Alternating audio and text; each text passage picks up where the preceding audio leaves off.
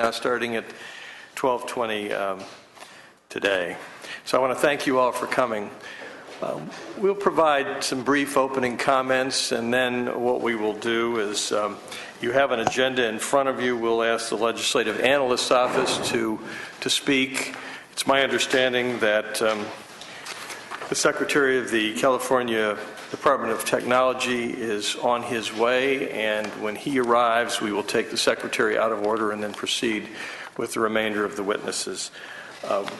I will have to close this hearing, or at least adjourn it, at 3:30 this afternoon due to some prior commitments. So to the extent that we do not finish today, we are tentatively looking at another hearing date of August 29. But in any event, whether it's the 29th or some other day, if we don't finish today, we will afford all individuals, all stakeholders, an opportunity to fully present and be questioned on the 21st century project issues. As you may know, on February 8th of this year, when the State Controller's Office canceled the state's new 21st century payroll system, which obviously resulted in some extensive media attention, Senate President Pro Tem Steinberg asked this committee to convene an oversight hearing on the project. The timing of today's hearing is no accident. Instead of frankly seeking political opportunity by rushing to conclusions, the Pro Tem commissioned a thoughtful and thorough overview of the facts and circumstances surrounding the 21st century project so we can better understand the path leading to the cancellation of the project by the State Controller. And frankly, that's what we intend in this committee to do, a thoughtful examination of the process. Time often yields better perspective, and it's my hope that the last 6 months have afforded the parties and the stakeholders the opportunity to reflect on the lessons learned. I've certainly suggested that they do so in other matters before this committee. And I hope that the parties and the stakeholders have reflected on how we can avoid a costly cancellation of a project such as this in the future. I'm looking forward to hearing from the legislative analysts, the State Controller's Office, the administration, and the Task Force on Reengineering IT Procurement for Success on how we can move critical IT projects forward effectively and efficiently for the people of the state of California. While there are questions about some of the process issues and the decisions that were made that will be helpful to understand, and in fact we may have some tough questions about those processes and decisions, I want to make sure that everybody is aware that this hearing is not about finger pointing. Rather, it's about the need to focus on fixing problems, the need to focus on process and process improvement, problems and processes that appear to be plaguing the state's efforts to purchase and manage complex information technology products across the board. We have an obligation to California taxpayers to do this inquiry, to do it right, to fix these problems, and to make sure that the next time we field an IT platform, and we will need to do so, and in particular with respect to payroll systems, that we do it right, and we do it right the first time. I have had an opportunity. We've been frankly inundated by reports and binders and this and that, and I've had an opportunity to review most all of them except the one that was released today from the Task Force on Reengineering IT Procurement for Success. I have to say that I was a bit disappointed in the Controller's preliminary internal review in terms of what appears to be the lack of in-depth self-assessment, but maybe I misread it, and if so, you'll point out to me where I've made my error. And if I haven't, we can do the self-assessment during the presentation and the Q&A that'll follow these opening statements. My Senate colleagues and I are committed to working with the Controller, the administration, and the Task Force on Reengineering IT Procurement to find the best way to move forward to fix this costly problem. We need to flesh out the next steps. We need to flesh out the solutions to prevent any further waste of California taxpayer money. $250 million is a lot of money today. So I'm looking forward to hearing from the Legislative Analyst's Office, the State Controller's Office, on recommendation to fix process problems, if any, and move forward toward solutions. When we conclude this hearing, which as I indicated may not be today, I will be looking for a commitment from the Controller, from the administration, and the Task Force on Reengineering, together with the members of this subcommittee, to fix the problems discovered through this process. We owe at least this much to the taxpayers. I want to thank each and every one of you for being here. I want to thank those who are going to be presenting for their time and attention. And I want to thank you for your efforts in preparing the materials that were submitted to this subcommittee prior to the hearing today. So before we move forward with the Legislative Analyst's Office, I want to give an opportunity to my distinguished colleagues to make any comments that they believe to be appropriate and timely. Senator Berrio. Yeah, thank you, and thanks everybody for showing up today. Yeah, we've all talked as this whole thing has kind of come down the hill here, and very frustrating, I think, on a number of points. You got to understand that as we sit here today, we've got, better than $350 million invested in this project. We've had a couple different vendors that have worked on this thing over the course of its lifetime. And along with the chairman, I too would like to see this thing. This thing should not be, this hearing today is not about finger pointing. This hearing today is about trying to figure out how we finish this project. You got to understand, this is antiquated. This is from the 70s. We need to move this thing up. We need to bring it up into the real world here. So overall, with these IT projects throughout California, we got over $4.7 billion invested right now. I think that we've got to take a look at oversight as we get to conclusions, how we're going to fix this.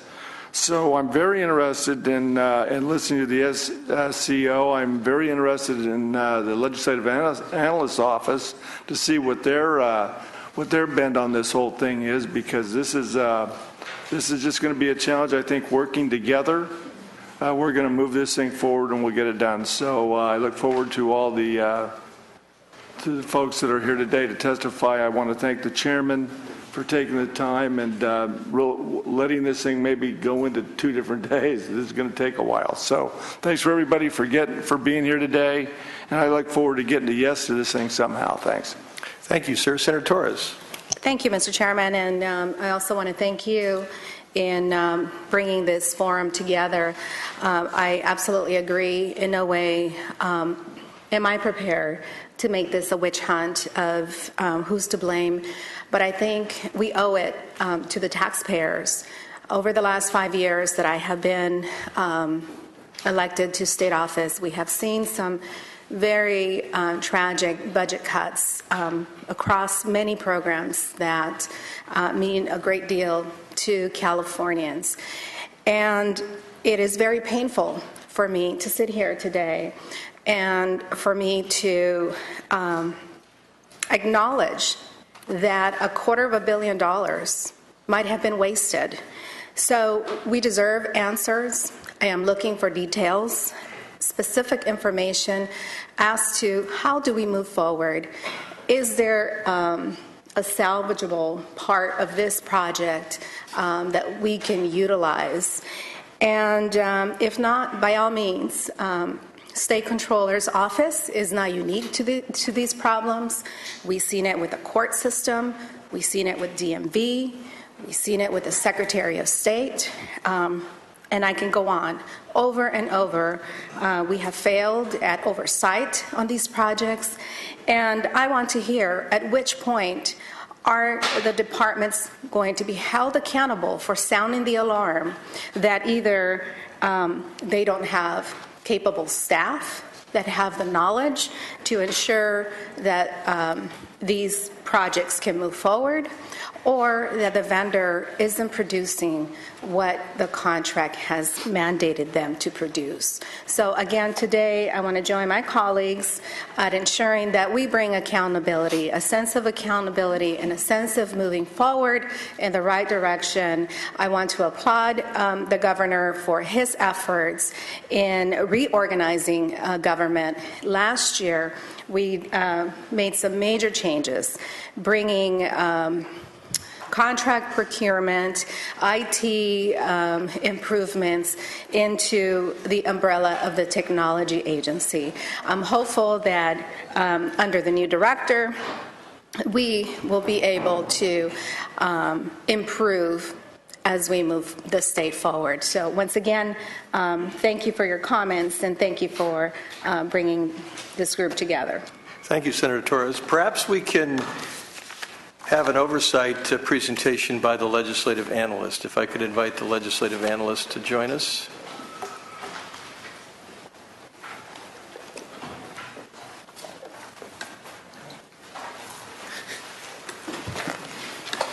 And if the participants would identify themselves for the record, starting to my left, your right. Sean Martin, Legislative Analyst Office.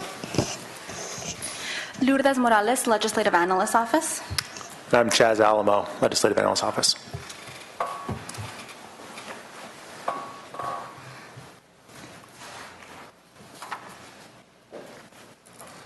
I'm just getting the names right. I apologize. That's what happens when you're old. Thank you for joining us. Thank you. Good afternoon, Mr. Chair and members. I'm with the Legislative Analyst Office, and I've been asked to provide an overview of the occurrences with the 21st Century Project. My colleague, Chaz Alamo, and I will jointly address any questions you may have for our office.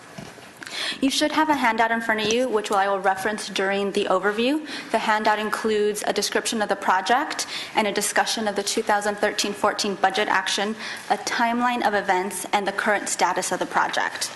I will begin with a description of the project and the budget action, which is on page 1 of your handout.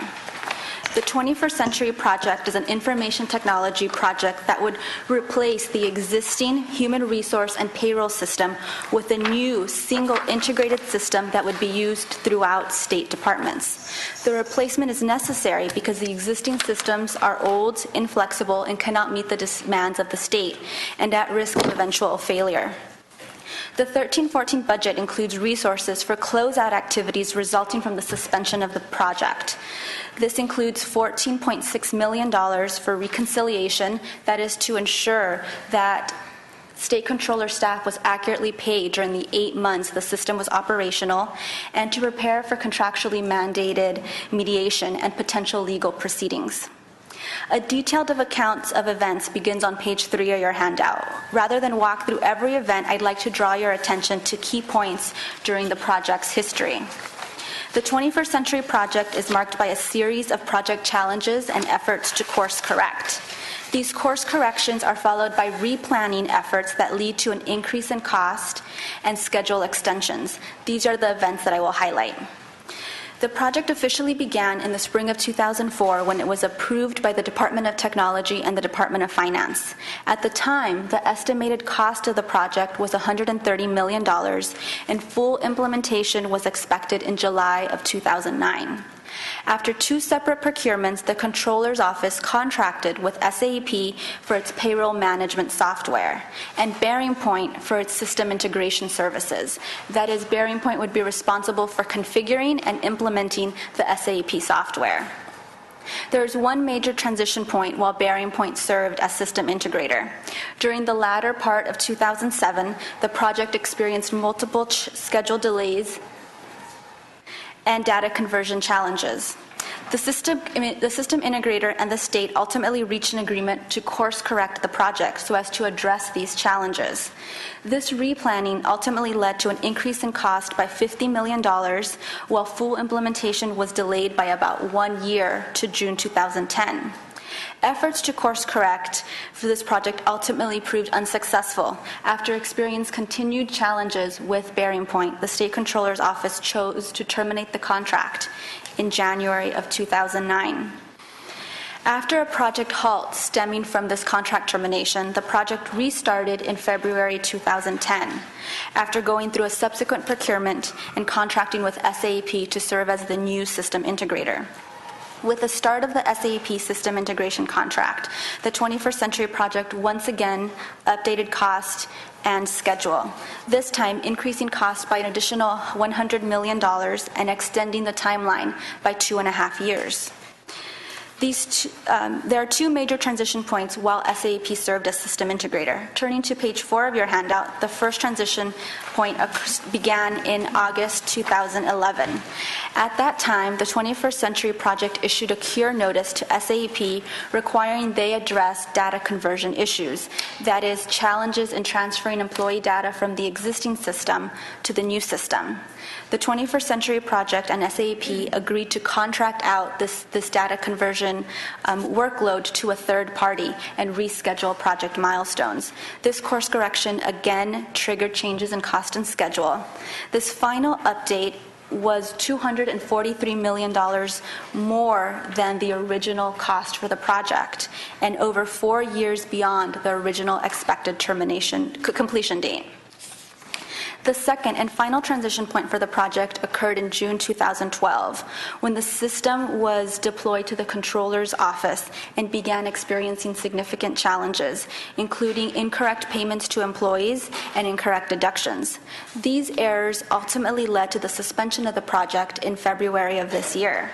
The controller's office issued a cure notice to SAP in October of 2012, requiring SAP stabilize the software issues so as to move forward with subsequent deployments as planned. In its response to the cure notice, SAP denied responsibility for the challenges and the schedule delays. Unable to reach an agreement for the path forward, the State Controller's Office terminated the contract with SAP and returned employees to the existing system in February of this year.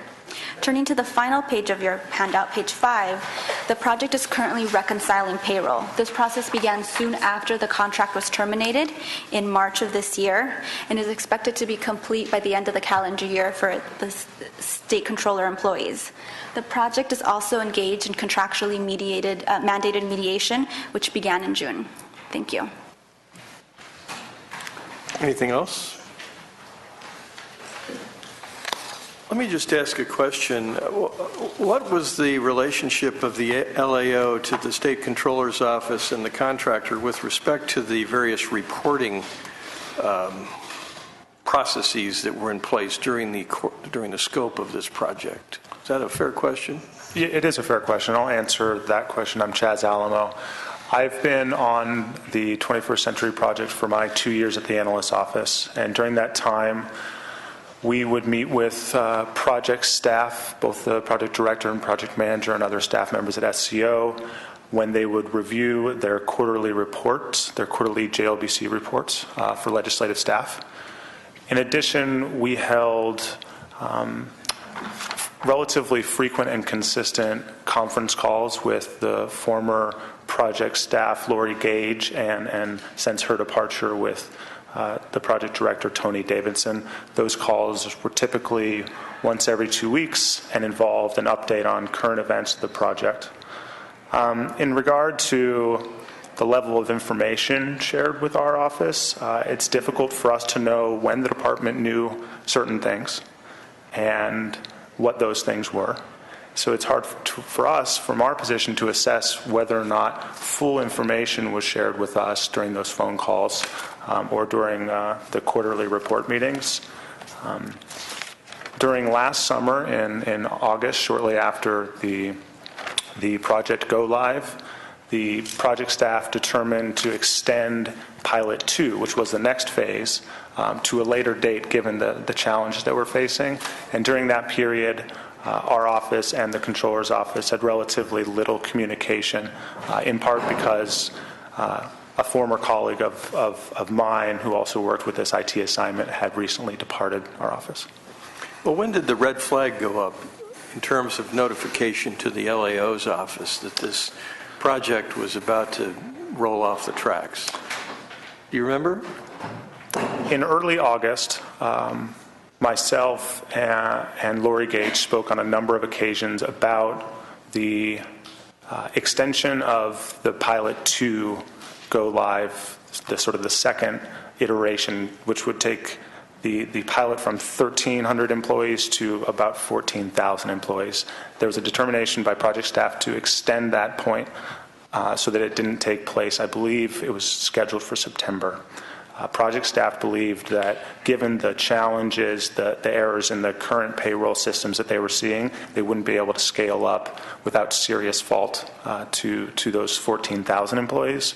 And our understanding, at least at that time, and conferring with department staff since, is that the vendor SAP was motivated or intended to go through with Pilot 2 at that time, and that disagreement between the vendor and the department on whether or not to go to scale up to 14,000 employees was part of what eventually led to the cure notice. And that was August of 2012? Correct, August, a year ago. And that's the point when the red flag went up in terms of the LAO's office that this was a project at risk? At that time, the project had shared with us that there were some challenges with the initial go-live of Pilot 1, which had occurred in the middle of June. I would say that we were not aware of the severity of those challenges that we've since become aware of. And I can't say that the department itself was aware of the severity or the extent of the challenges, but we certainly weren't aware of those, primarily until the cure notice was issued in November. Members, questions? Senator Torres. Point of clarification. You were receiving quarterly reports. You were having conference calls. Yet none of these issues surface in those reports or those conference calls? To my recollection, the issues that plagued or presented challenges to the project were by and large shared with our office, especially the data conversion issues that had been a challenge to the project essentially since its inception. We spoke frequently about data conversion. I began working with the project when back office associates was contracted to assist in data conversion.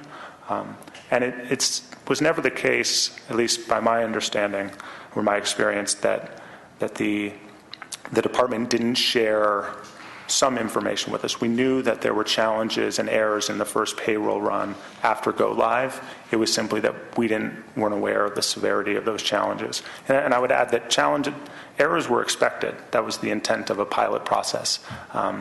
And the hope was to be able to address those errors in a timely manner, bring them down to a manageable level so that you could continue with Pilot 2.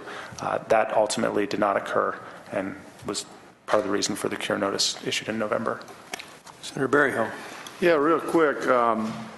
You've mentioned former and turnover a couple different times in your statements. How big a problem was the turnover factor? Because if you can't have continuity with people that are sticking from these projects from the beginning to the end, and you disrupt, the sequence, it can be tough. How big a problem, in your opinion, was that? It's very difficult to answer either in relative terms or in absolute terms how big of a problem staff turnover is for a project like this.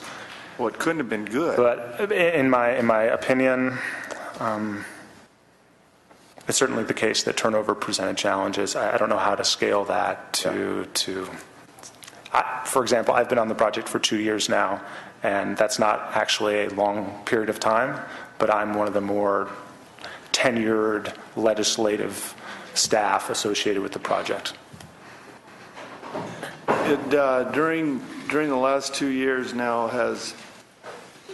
did you work with the SAP also, and did they request any meetings to try to help solve some of these problems? At no point did our office communicate, at least to my knowledge, with SAP itself. All of our communication was exclusively with SCO staff. Okay, thank you. Senator Torres. One more maybe, has the LAO's office done any sort of lessons learned analysis on the project as a whole? So we haven't done a deep review of the events as they relate to the 21st Century Project. We have made a series of recommendations on how to guide that process. When the project was first terminated in February, we subsequently released a report suggesting that we move forward with an independent comprehensive assessment. Our recommendation would be that assessment look not only at the project, but also at technology oversight's role in managing that process and providing providing guidance. I can go into detail about some of the components, but we think that that's an important step forward, and the aim of that would be to capture these lessons and inform not only the way forward for this project, but also the large IT portfolio the state has. We have over 50 projects at a value of about $5 billion. And so where lessons from this project could be captured and improve the possible success of those, we think there's incredible value. Well, given the fact that at some point during this hearing process, we're going to receive the recommendations from the Joint Task Force, and you all will be present for that, maybe we can deal with the recommendations piece of this and the analysis piece of this, of that portion at that time. Any further questions of the LAO team? I want to thank you all very much for being here today and for your presentation. Thank you. I don't know if the Secretary is here, but if he is, sir, we're going to take you out of order in respect for your time and your willingness to come here and visit with us this afternoon. Thank you, Senator. Just for point of clarification, used to be a secretary. Now I'm the director of technology. It was part of the reorganization.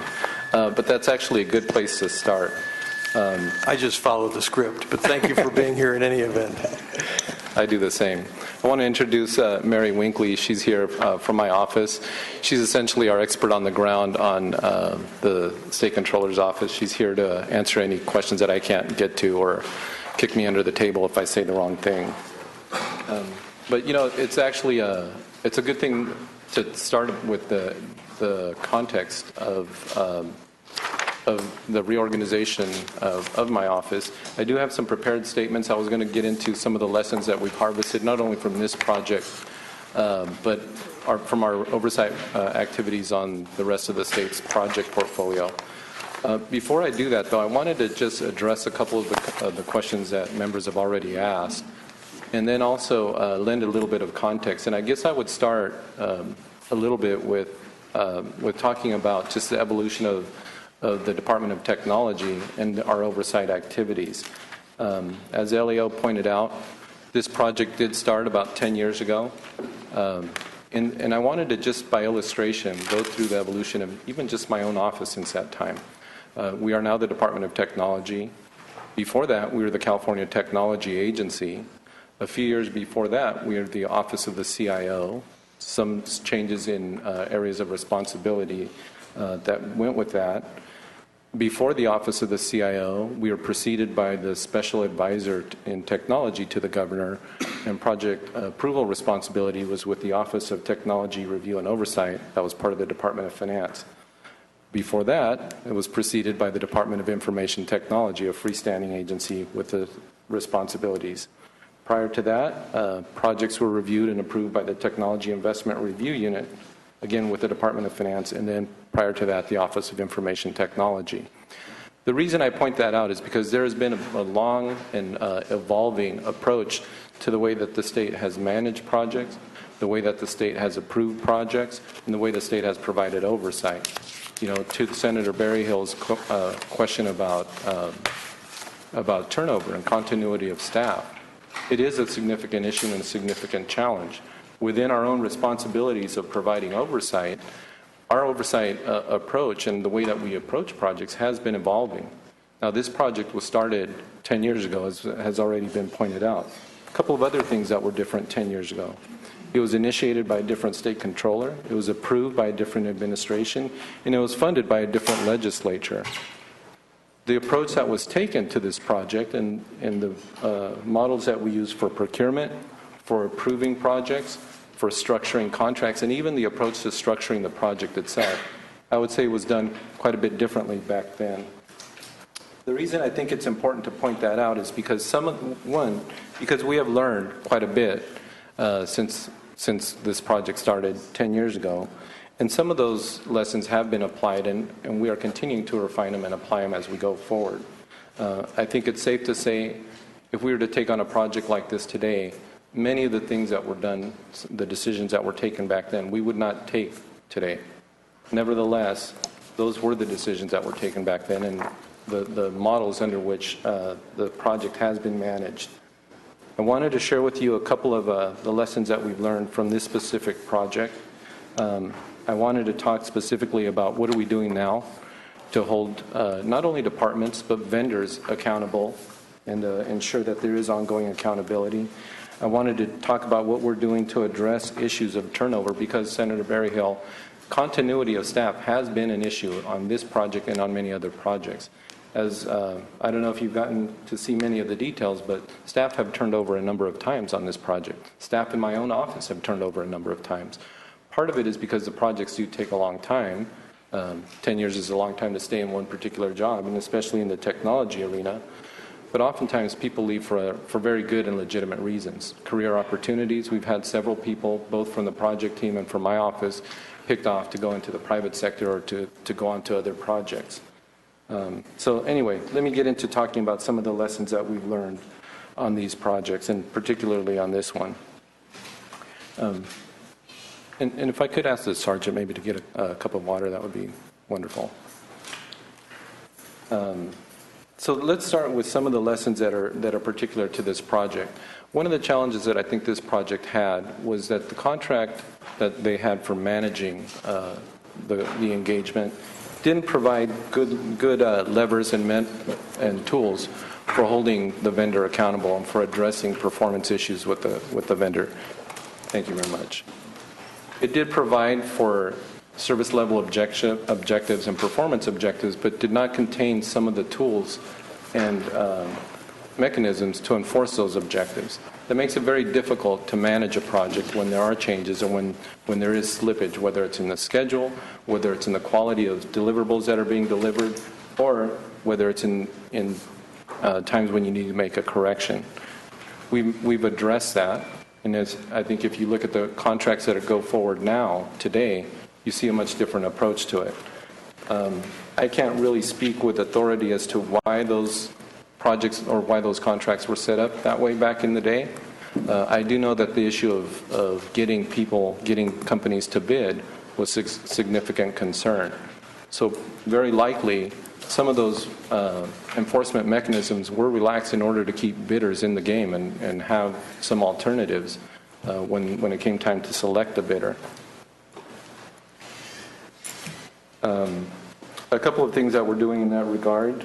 We're changing the way we structure contracts nowadays. We are tying payments to actual performance and milestones and deliverables. We're including tools like performance bonds, like liquidated damages and other management tools to make it easier to manage those contracts and manage performance, to hold vendors accountable for performance. We're making sure that projects and departments very clearly outline in the contracts what are the different roles and responsibilities and who's responsible for them.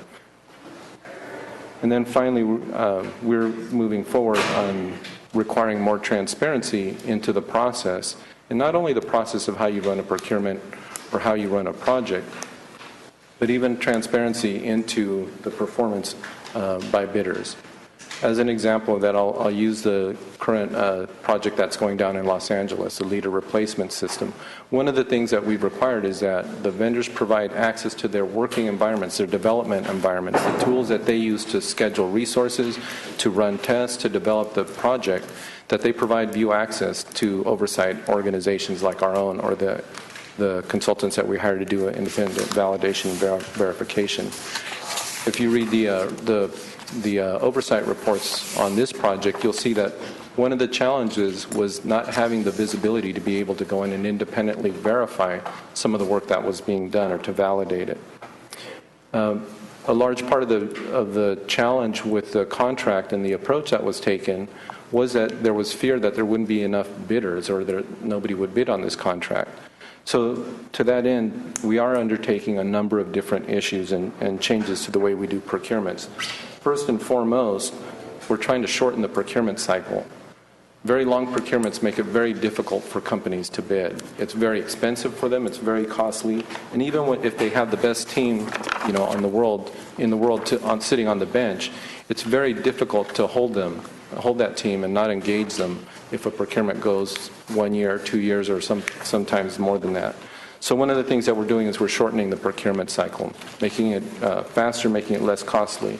We're also taking a look at any of the requirements that we may have in place that are meant to protect the state, but that present onerous barriers to vendors from bidding.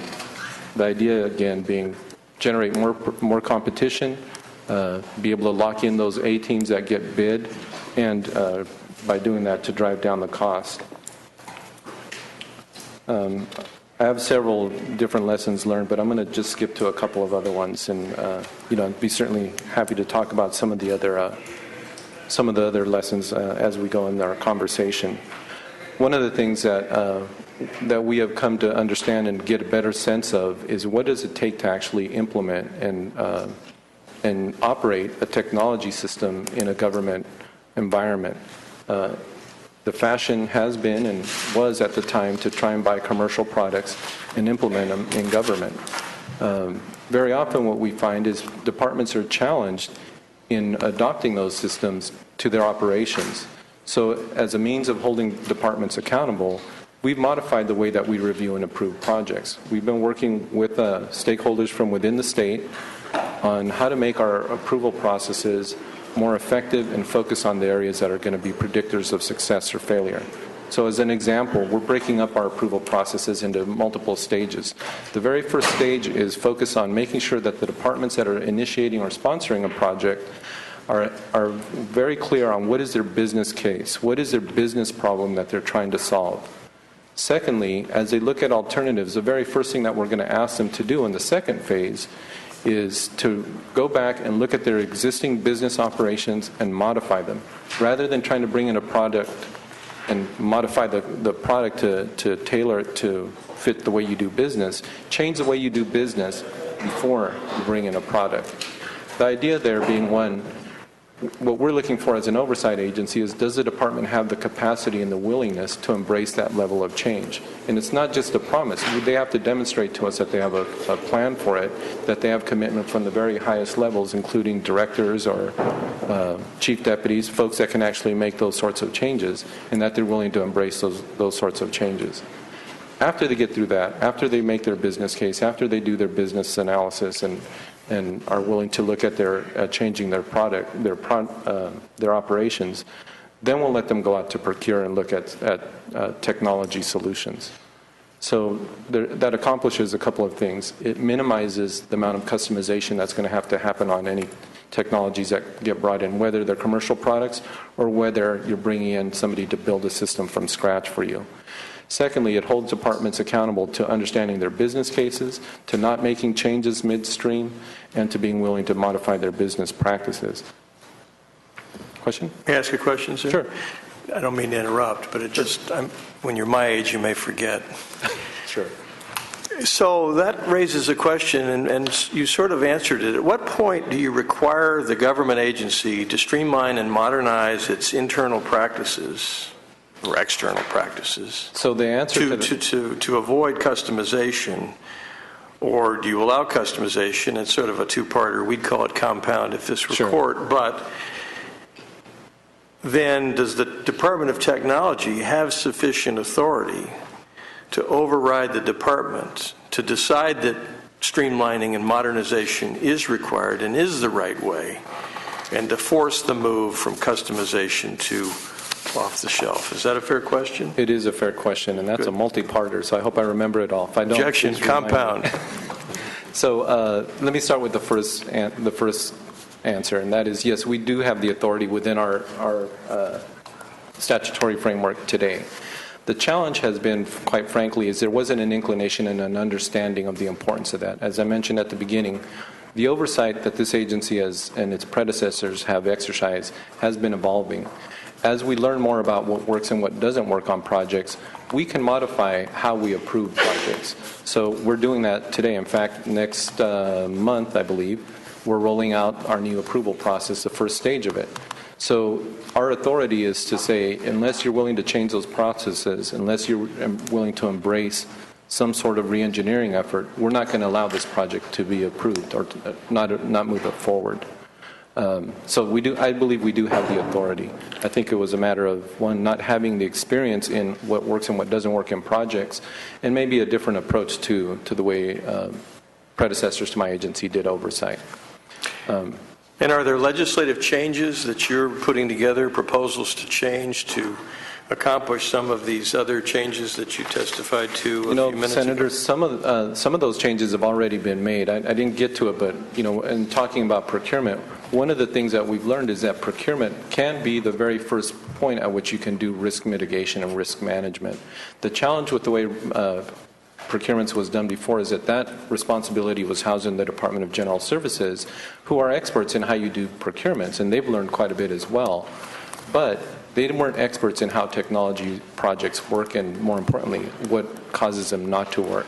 Since we have oversight responsibility for the projects, we get to see, by looking across the portfolio of projects, what are the challenges that plague these things, including contractual project challenges or procurement challenges. Legislatively, that authority was transitioned to us effective July 1st, the authority to do procurements on these large projects. So that was a change the administration proposed in response to AB 1498, sponsored by or authored by Assemblywoman Buchanan in this last legislative cycle. I would say, if you're asking me, do we need further changes, I would say at this point, I think we have the authority we need to make these projects work. What we need to do is apply the lessons that we've learned, which we're doing through our new stage gate process, to make sure departments are aware of it, and then address some of the other challenges and some of the other problems that departments and projects continuously run into. I did want to talk about just a couple of other ones real quickly, and then I'll hold and answer any other questions you may have.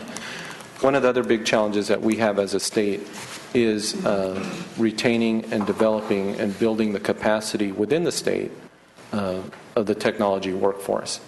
It's very common for departments to take on projects, but they don't necessarily have the skills in-house. At times, what they do is they'll go out and recruit and pick off project experienced folks from other departments.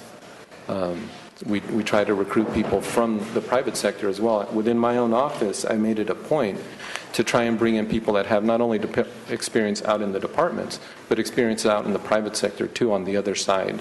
That has been very helpful and very revealing to us, and it's helped us learn a lot and change the way we do business. The state needs to do that as well. To that end,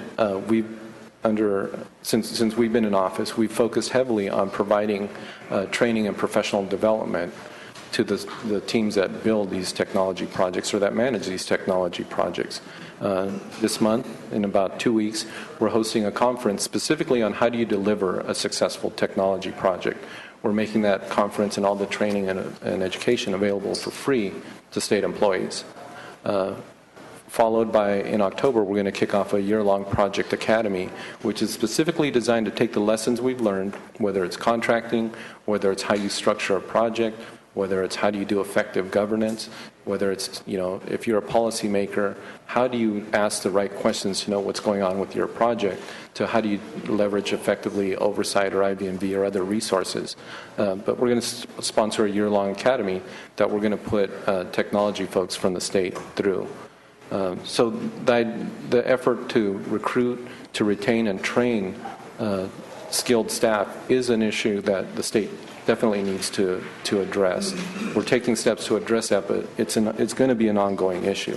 I'm sort of a military guy, and I'm used to chain of command and all that, and I sense that we still have a situation where the Department of Technology is here and agencies are here, and you use the word agencies manage projects, so we have agency managing a technology project, and we have the Department of Technology orbiting over here, providing advice and guidance, and I guess in some... And oversight, too. And oversight. But when you have a divided situation, it's tough to figure out where the buck stops. And is there we've been looking internally at how the agencies manage these projects. Is there a better model that we should look at as the state of California overall for managing technology projects. So should the Department of Technology be the manager of the technology upgrade project wherever the project is located, whether it's DMV, whether it's the controller's office, whether it's somewhere else, so that there is a clear line, a demarcation of authority, and so there's a clear line of responsibility, so there's a clear line of accountability and a clear reporting line from an administrative agency or department to the legislature, the LAO, the budget staff. Does that make sense? So let me just say this. That's a very difficult question for me to answer because I used to run one of those technology project management shops in government, and my inclination is to say, yes, I want to run these projects.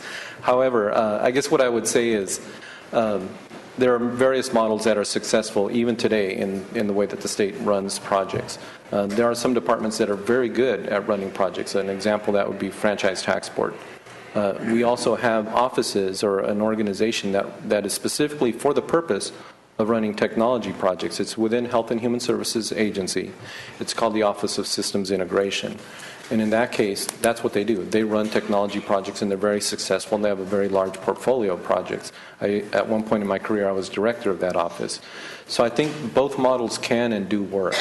And whether or not those should all be centralized under my agency, just in honesty, that's a question that the administration has been wrestling with for the last couple of years. We're not at a point of being able to put a proposal forward yet, but it is something that has been considered and is under discussion. So I can't really say at this point, would it be best to do it this way or that way. Both models do work. Fundamentally, I think it's a matter of making sure the teams know what they're doing, that they have good procurement practices, good contracts, that we have effective oversight, and good partnerships with the vendors, because the state isn't blameless when these projects go down either. Well, I think you should know that we appreciate the efforts that you put forth and those of the administration to try and get this right. And I think I speak for my colleagues as a legislature. We simply want to help you do it, help you get it right. So thank you. If I could, just one more point that I want to make, which I think is a critical lesson learned. And I think you're in an excellent position to help us with this, and I think you've already demonstrated that through this hearing. One of the things that we really have to do in order to make sure that projects, when they are off the rails, get halted or get addressed early on, is we have to make it safe for project teams to be able to pull the plug. What happens today and what has happened in the past is that it's not safe to do that. You do that, you're going to get basically, run out of town, or people are going to want to see your face on the front page of the Bee, or be called into a hearing and ask, why in the heck did you let this thing happen? So one thing we have to do is we have to make it safe for departments to be able to say, or project team leaders to say, we're in trouble and we need to rethink this. It doesn't mean you don't hold people accountable, but we do have to make that something that is a goal for us. The natural tendency, I think, when you're on a project is, if things get behind, is to say, no, we can finish this, we can fix it, and to try and catch up. That's not a bad inclination, because oftentimes you do need folks that are focused, but you also have to be aware of when is the right time to try and move forward, and when do you really need to raise your hand and say, hey, we're in trouble here. My agency has tried to do that. Since I've been in office, we focus not only on providing oversight where we're the cops, but also trying to coach as well. So I emphasize with my oversight team particularly, it's not enough just to raise issues. You have to raise issues and then help them address them, or at least come up with recommendations or suggestions as to how to address these issues. I have to say we've been fairly successful in that we've helped a number of projects either stay on track or at least, get back on the rails if they've gotten off track. But I think that's also a very critical lesson learned. With that, I'll end my remarks and answer any questions you may have. Senator Torres. Currently, do you have a team that you could deploy? Let's say an agency contacts your office and they are falling behind on a project. Do you have an IT team that you can utilize to send out? Well, I have a team of one right now that can do that. It's actually, again, one of the things that we've learned is it's not enough to just tell people you have issues or to say we're going to be, watching to see how you fix those issues. Sometimes they actually do need short-term help. To that effort, and with the assistance of the Government Operations Agency, we've gone forward with an idea of establishing essentially like a strike team that we can send out and loan to departments on a short-term basis to help them get over the hump when they run into an issue. Very experienced people that, as I said, have experience in running and managing projects and experience from the outside. It is meant to be a team. Right now it is a team of one sitting to my left here. But that is something that we've identified as a need and something that we're going to be putting in place. I think moving forward is very important to empower employees, as you stated, to either pull the plug or raise, the flag when a project is going sideways. I'm not sure how we do that, whether we empower them through a whistleblower program or empowering the first line of command staff to be able to raise those concerns. My other question is, you've talked about a process in which departments have to do a needs assessment and have to look at a variety of whether it's off the shelf or building something from scratch. There's also another component, and that's writing the contract. So the legal component is as equally or even more important than having, that geek guard identified Absolutely. their needs, right? I agree 100%. And that legal team has to be a team that is also knowledgeable in IT work, per se. So is that also in place? Because I've only heard the first two.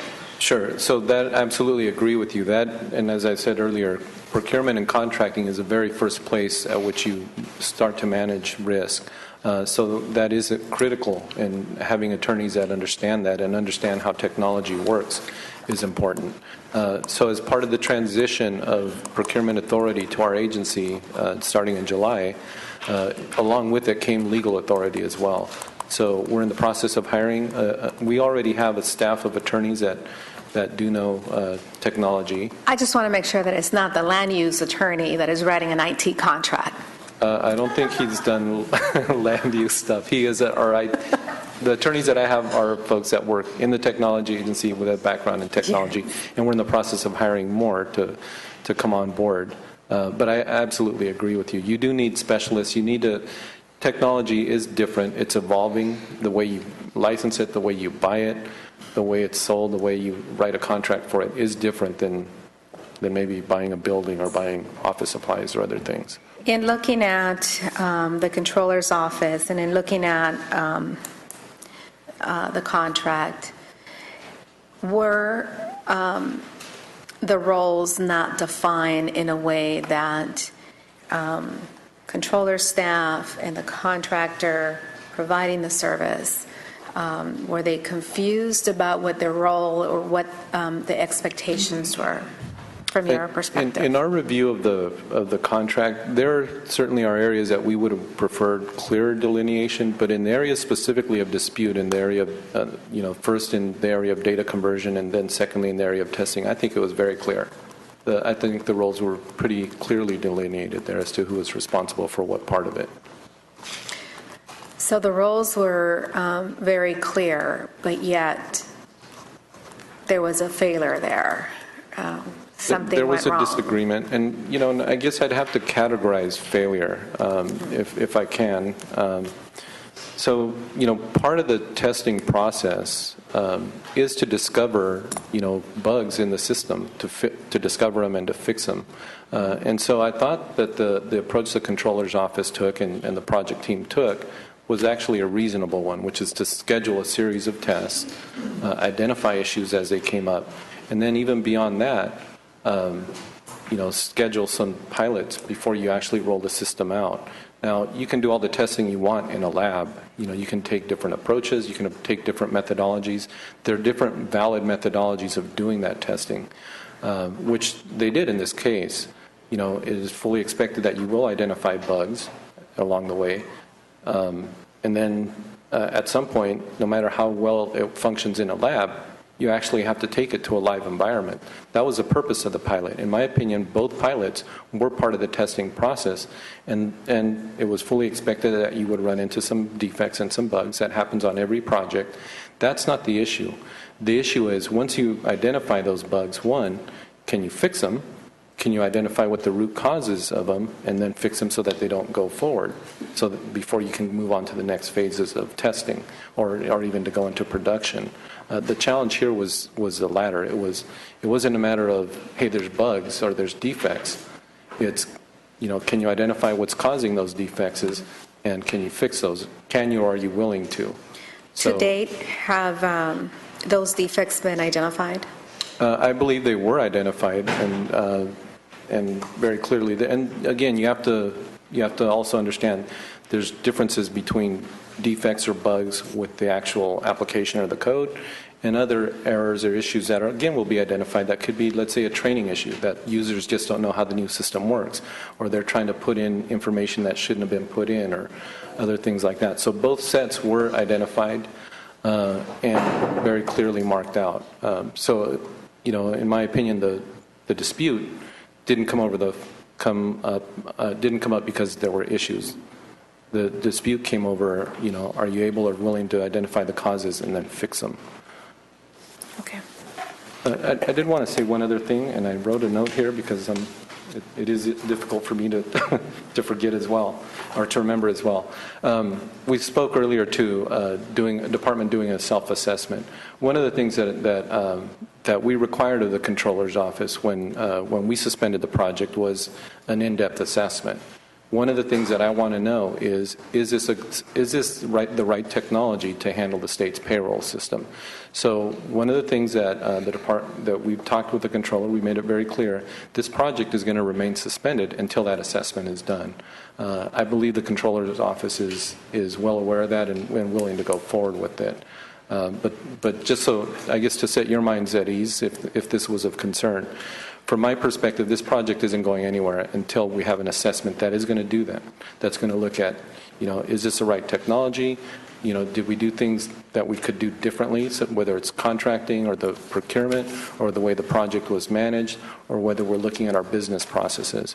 It's not until that assessment gets done that we'll then, consider any proposal to take on whether it's this project and allow it to move forward or to completely shut it down and start from scratch. Of course, any of those sorts of approvals would have to come back again through the budget process and through the legislature as well. But I just wanted you to be aware that that was part of the requirement that we imposed on the controller when we suspended the project. Well, thank you, sir. Let me just ask, obviously there's some issues with this project, due diligence with respect to the selection of the contractor, the product, were there sufficient quality assurance protocols in place to make sure that the testing was in fact done and done properly, and when reports are issued that identify problems or the reports acted on in a timely manner. I'm sure that you're aware of those and some other ones, and of course reporting to the legislature when the train is either on the track or not, when it's moving at the appropriate speed or not. But not to get into those, on a go-forward basis, since it's obvious that you're looking at the process and trying to make changes to ensure that California gets, and the people of California get the most bang for their buck with these IT systems, what's the role of your department vis-a-vis the legislature in terms of reporting on the status of IT projects and the reporting on IT projects that are having difficulty? So it's varied, and it varies really by department and by projects. In some projects like this one, there's a steering committee, for example, that meets once a month. Our oversight report, or our oversight specialist, cover our reports at that point. We submit a written project report which lays out all the issues we've identified, and then we report at those. At those steering committee meetings, usually the ledge analyst is invited. They have attended some of the ones that I've been at, I don't know if they've been at all of them on this particular project, but those are reported monthly, and especially on the big projects. So Fiscal, for example, is another example of that, where we have monthly steering committee meetings at which we provide reports. The Medi-Cal project is another one. I know at least the BSA attends. I don't know if LAO does. It varies by project, but we report monthly at the steering committee meetings. We're often called in at budget times as projects are going forward with funding requests to participate in the budget hearings before the Senate committees and the Assembly committees as well. I know that we report on an annual basis, and you'll have to forgive me, of what we're doing in the area of technology. A number of different things, not just on projects, but and anytime we approve an FSR or an SPR, or basically an approval for a project to go forward, we submit a notice to the legislature. Anytime that we suspend a project or terminate a project, which we did this last year on this project, we provide a notice to the legislature as well. So it really varies. In some cases, either departments, or in some cases like the Health and Human Services Agency that has a large portfolio of projects, will schedule quarterly briefings with the legislature. Oftentimes we're part of those briefings as well, where we sit down, usually with the staffers, again with LAO or BSA. I believe the Controller's Office did that too, where they schedule face-to-face meetings, and oftentimes we're part of those as well. And we answer questions about, what are we seeing from an oversight perspective, or why did you approve that project, or, a number of different questions. Well, there's certainly some issues associated with this project as it sort of moved from left to right or right to left as to what the legislature was told and when.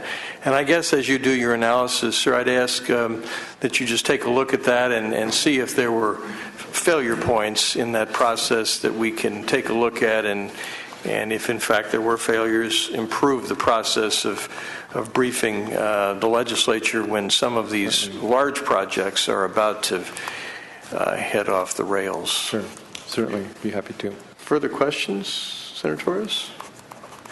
Sir, I want to thank you very, very much for your time. I want to thank you for your efforts in attempting to take a very, very complex and difficult procurement subject and process and make it better for the people of California. Thank you very, very much.